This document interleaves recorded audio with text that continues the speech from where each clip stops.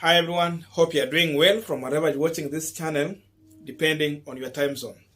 Now, after the Azimio rally at Bukhungu Stadium in Kakamega County, Raila Odinga and Martha Karua took the Azimio campaign to Rift Valley, and they attended a Sunday service at Ndanai Catholic Church in Bomet County. After that service, the Azimio Brigade had a well-organized rally just outside the church building. After that service, Raila went for another rally in Kericho County. That means Raila is just crisscrossing Rift Valley for today. But while in Bomet, Raila Odinga had a message for the people of Rift Valley and the entire country. Martha Karua too, she had a message for these people. And I wanted to listen to Raila Odinga. In fact, he spoke for about 15 minutes. But I got 2 points from Raila Odinga's speech. Number one, the issue of appointment, and number two, the issue of infrastructure. Listen to him shortly, and after that, we are going to analyze that speech. Mimi ndio niliweka watu wenu katika serikali. Marehemu Kipkale Kones. Siniweke waziri wa barabara na ujenzi. Nalona je, Laboso je? Sinaweka. Sali Kosugea alikuwa na nyinyi hapo. Sali alikuwa waziri wangu. Henry Kosugea alikuwa waziri wangu. Hata mama Kamar alikuwa waziri wangu. Mimi niliweka watu wengi sana kutoka eneo hii katika serikali yangu.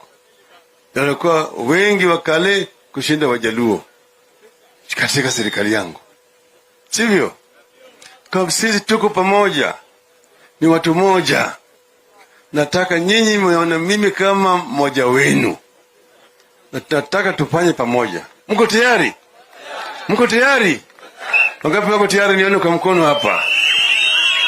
Kupiga kura kwa Arap Mibei.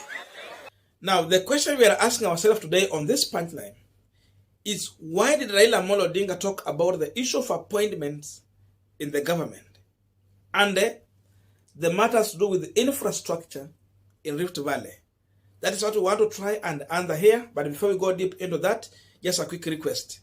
You might be watching this channel, but you're not yet subscribed. So my humble request, please consider subscribing so that another time once we release a video like this one, you will always get notified. Again, to all our channel subscribers and anyone who drop comment, I must say thank you so much for your unconditional support.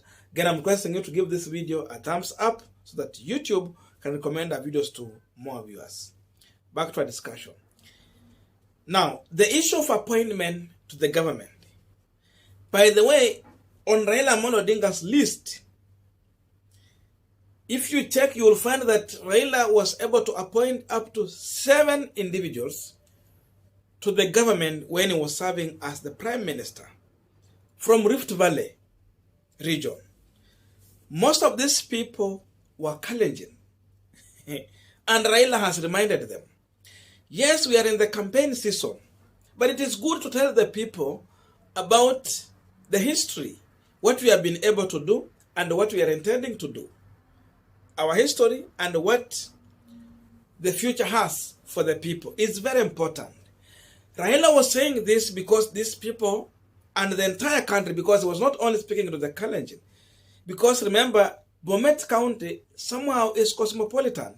If you go there, you'll find we have Kalenjin, we have Luyas, we have Luos, we have Kisis.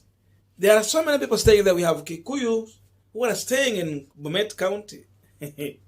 So he was speaking to all of these people. And the issue here is to compare what Raila Odinga has been able to do vis-a-vis what William Samoei Ruto has done. So when Raila was in power, 7 Kalenjin were in government. What about William Samoei Ruto? How many Luos Ruto appointed to the government? Because in 2013, there was a power sharing deal whereby Uhuru was appointing a half and William Ruto was appointing a half. Even up to parastatals, it was half-half. Where did William Samoei Ruto appoint anyone, now leave alone Luos, anyone from Nyanza region? That means we go into an extent of Kisii. If you talk about Fred Matiang'i, Ruto is the one who is fighting Fred Matiang'i, because Matiang'i was appointed by President Uhuru Kenyatta. In President Uhuru Kenyatta's half, Matiang'i was appointed. What about William Samoei Ruto's half? NLO? No one. So that is a point you have to take home in this election.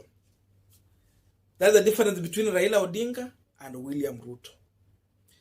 These two individuals are front runners in this election, whereby on one side we have a presidential candidate who at least at one point appointed people from a community where the other presidential candidate is coming from.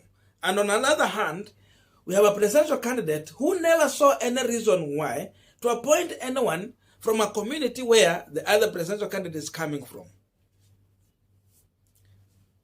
The difference here, the line we want to draw here from Raila Odinga's message, is to understand that in this election, we have a leader who seemingly presents a tribe and another leader who presents a nation. It is not ending there. Remember, William Samoei Ruto amespread hii tabia yake kwa watu kama akina Musalia Mudavadi. Now Musalia Mudavadi and Senator Wetangula have associated, and now they are assimilating to William Samoei Ruto. That's why Mudavadi and Wetangula are now in this campaign telling people that we have negotiated for 30% from William Samoei Ruto's government to Luhya communities. ANC party, they told that they filled about 700 candidates in this election. All of these people are not Luhyas, because if you go to Rift Valley, you'll find they have candidates. Ukienda kule Isiolo, Kajiado, you go to Coast Region, you go to Mount Kenya. I mean, everywhere they have candidates. But ANC party is negotiating for 30% for Western region. That means Mudavadi has reduced himself to a tribal leader, Luhya. Senator Wetangula, a behavior these two never had before. They have now been induced by William Samoei Ruto to behave in that manner. Now they are talking about 30% in negotiation for Luhya when they are campaigning. Sasa, when Musalia Mudavadi gets to campaign in the Coast Region, the people of Coast Region should be asking Musalia Mudavadi, if you have negotiated 30% for Luhyas, what about us, people of Coast Region? Mudavadi anakuanga kule Kajiado akipiga campaign. They should ask him, you have negotiated for your 30%, so what are you campaigning here for?